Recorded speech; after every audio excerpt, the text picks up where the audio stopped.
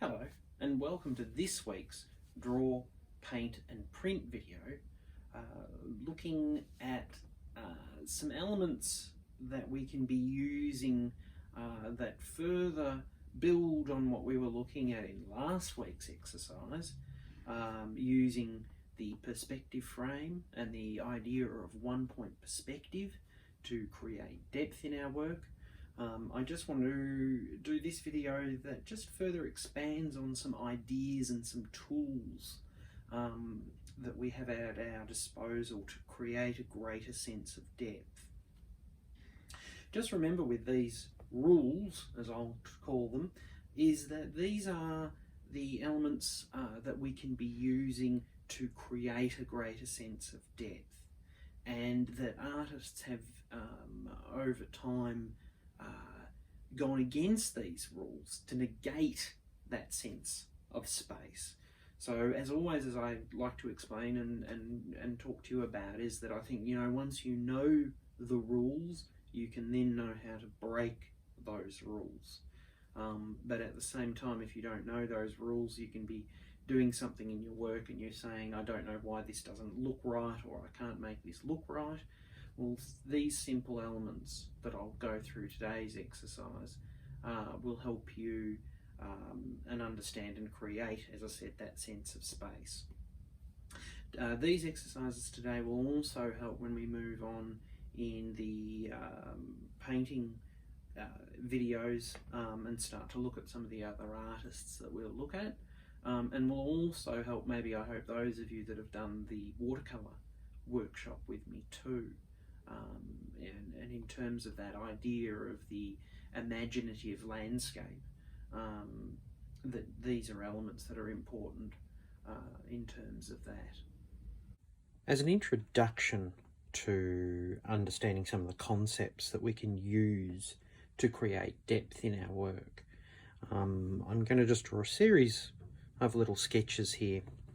We'll base them looking at a landscape, as that's usually the most common genre that we want to think about when we're trying to create a sense of space.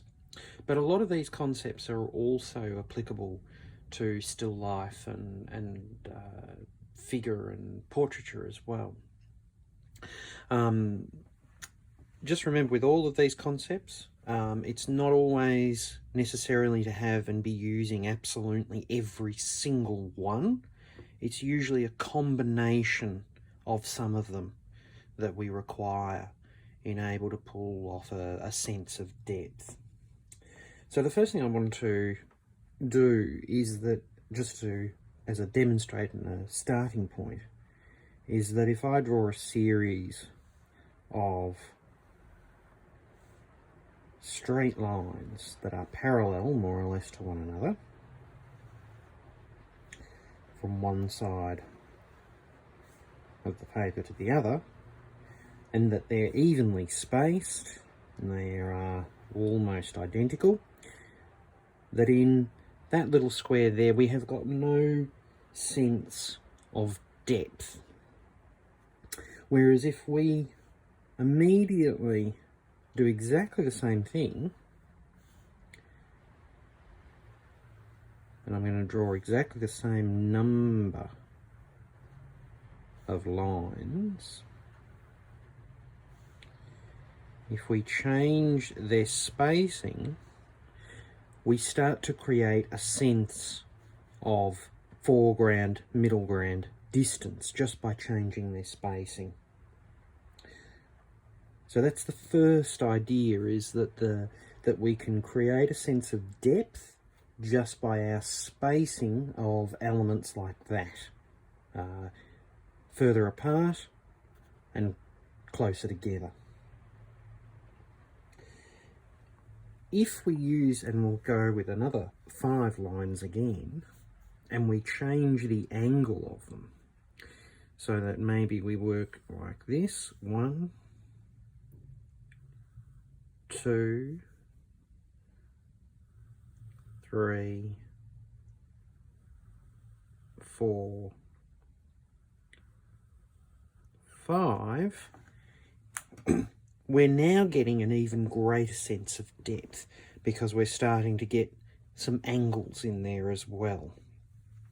These are not necessarily perspective angles, like 1 point or 2 point perspective, but just that sense of zigzagging starts to give an even greater sense of depth and distance towards the horizon. If we do another version of that same thing,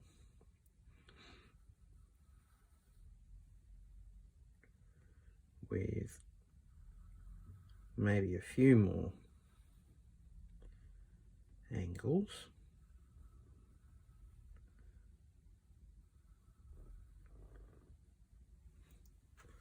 and that we then also add in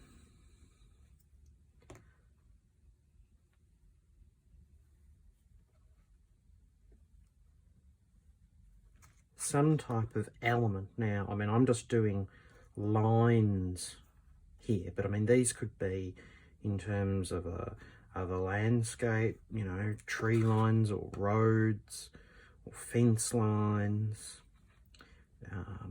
They could be with a still life, lines in a tablecloth, a checkered tablecloth or something like that. But if we put into conjunction what we've done here, here, and now with some perspective lines, we're starting to create an even greater sense of depth and distance going off here to the horizon line. The next rule that we have to observe is that rule of scale or size. So if we do something along the same lines as what we've just done, in that we're starting to have some slightly curved or zigzag lines that get closer together, and they may have some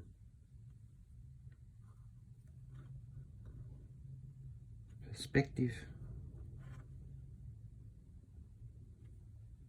lines in there as well.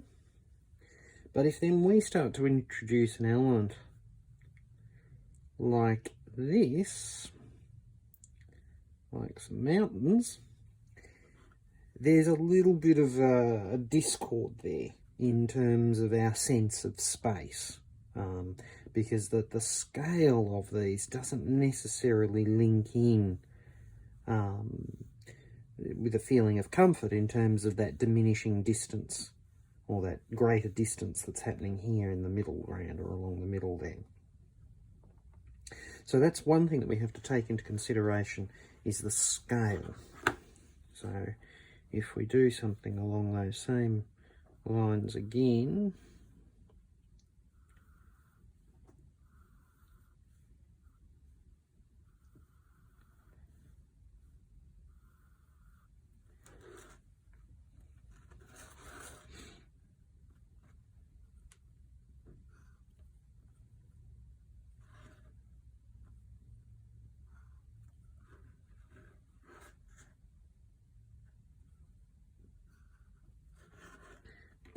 but this time make sure that the scale of those hills makes sense. There we've still got, and we're maintaining that feeling of distance. It's not to say this one's not correct and couldn't be used. It has a certain dramatic feeling, and it brings those mountains very close to the viewer. It draws attention to this. But if the idea and what we're trying to do is create depth, this has a greater sense of depth. The follow-on from the idea of scale here is then that scale also, or size, needs to also be applicable to objects within the space as well. So for instance, with a landscape, trees or rocks or fences or any of those details. So let's take, for instance, and you just have to imagine that these trees are all exactly the same, is that if we have a large tree in the foreground, that tree, as it disappears and moves away from the viewer, also needs to get smaller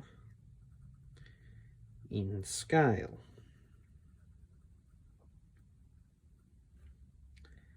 I'm going to just drop this one over the horizon line there too. It's probably a bit big, that one. And that the other thing, that as things disappear, that to help create sense of space, is that they're moving, in this case, closer and closer, and covering and going over the horizon line, on the horizon line, and behind the horizon line too. And that can help create a sense of space. The next element in terms of that changing of scale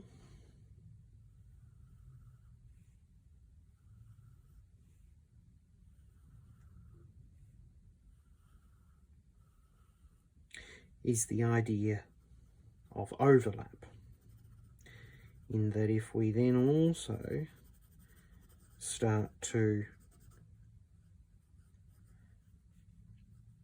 overlap those trees as they disappear into the distance,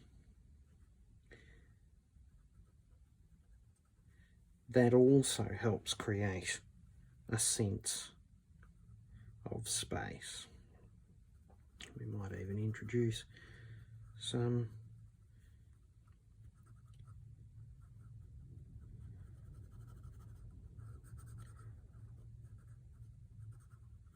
coming back here. So we're creating depth by changing the scale and changing that, whether they're overlapped or not. The next, and this comes then down to and follows on very nicely maybe from some of the things that we've been discussing looking at Van Gogh, is that we can change that feeling of depth very simply just by how the width, or the the width, the size, the scale of our mark making too. So that if I bring my pencil right down onto its side and create one mark that's quite wide, start to raise it and make a mark that's not quite so wide, not so wide, and following through with some of the other rules that we've done here too.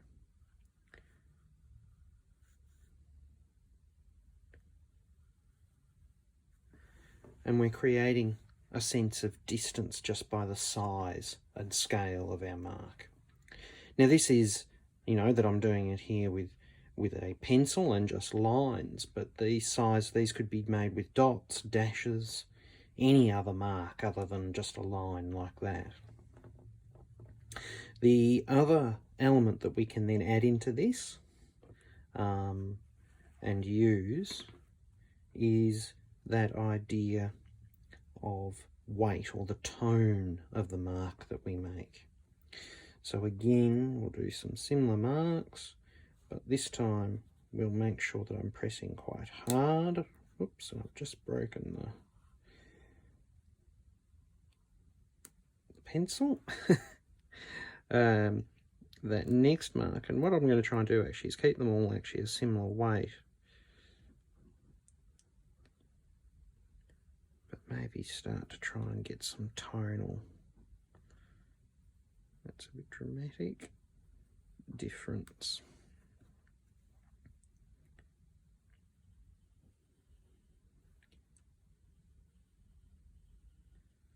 Hopefully that starts to make sense. So there we're changing the tone of those marks. So they're going from dark to light. You can also reverse that and go the other way and go from dark to light. But any graduation of tone will also create a sense of depth. The next one, I just want to quickly then here draw for you. I might just change over to this one because our pencils are breaking. Is that we're going to maybe, I'm just going to very quickly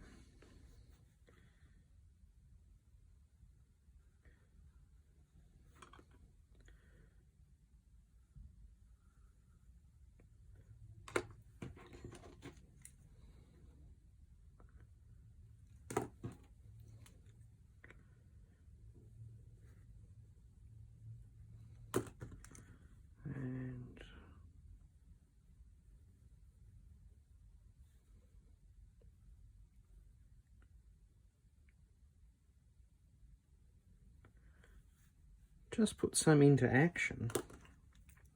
Some of these rules that we've just been talking about.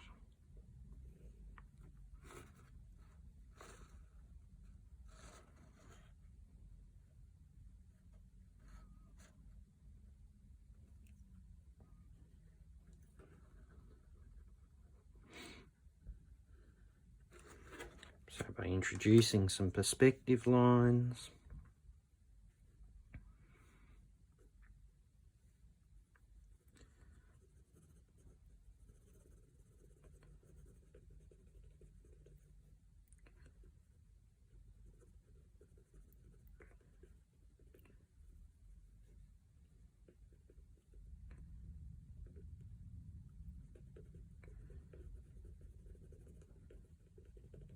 some trees that overlap, some trees that get smaller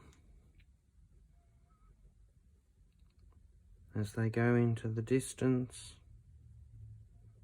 etc, etc. So here we are, and I'm also incorporating some of these thick and thin lines as they go further away into the distance.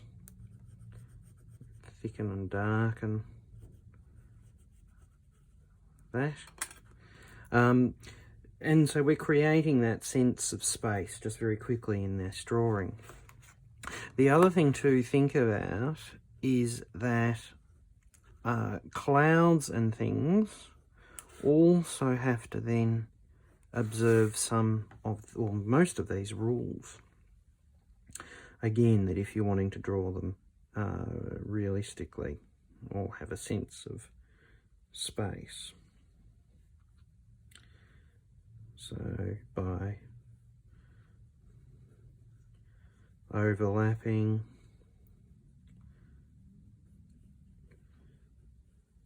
further apart and close together as they get closer to the horizon, and following that general sense of linear perspective as well helps create and introduce, and lighter too as they get closer to the horizon, creates that sense of space that way. These rules, as I said, can also be applicable to some degree with things like still life, in that idea of creating a sense of greater depth if we have two lines very close together, which are our front and rear of a table, for instance. And that if we just very quickly draw some basic shapes, that idea of those objects being overlapped,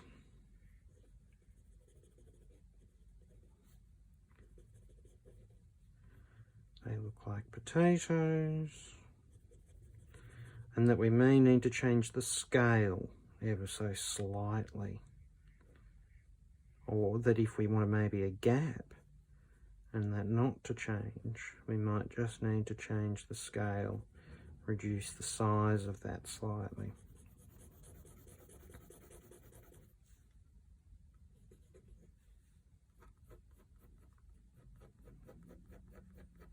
There would also be possibly an element of looking for diagonals and things that you could introduce in terms of linear perspective as well.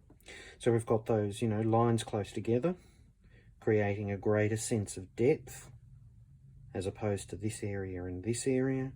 And we're using that idea of overlapping and the size up to a degree here within the object to create a sense of depth. Could also be using these elements here as well. Again, the same rules, you'd be able to see these in figures and other examples as well. So your drawing exercise this week, I want you to think about drawing a landscape. It could be a still life, it could be a portrait. I don't mind in terms of the subject matter that you use this week.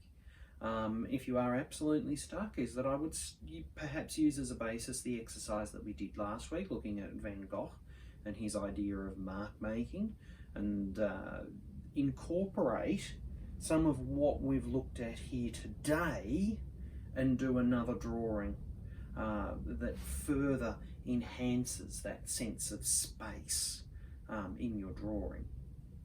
So you could be doing it, as I said, with the mark making like we were looking at with Van Gogh, but you may also wish to go back to more of just a pure tonal drawing like what we would have done last term, thinking about those masses as such, but that some of those masses would be darker or have greater contrast in the foreground as to those ones as they're going back, but be just thinking about the shape of those masses in terms of that they are in between, this is one mass, a second mass, a third mass, these areas between the lines that I've drawn in these little examples here.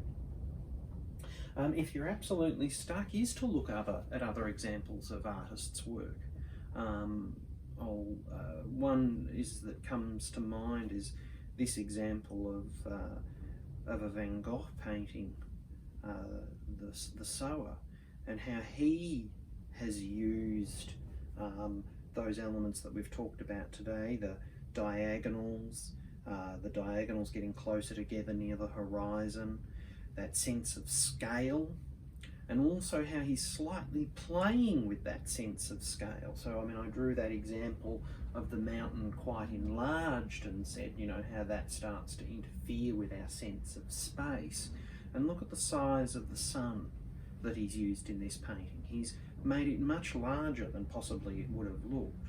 And so it creates a slight discord there in terms of our perception of it as a realistic landscape, and takes it off onto another level in terms of how we interact and feel and are impressed or how Van Gogh is communicating with us through his change of scale there. As always, good luck. If you need any help, just drop me a line. Don't put any great pressure on yourself. As I said, bounce off maybe the exercise that we did last week and do another version of it, thinking about these things. Good luck, and I shall speak to you soon.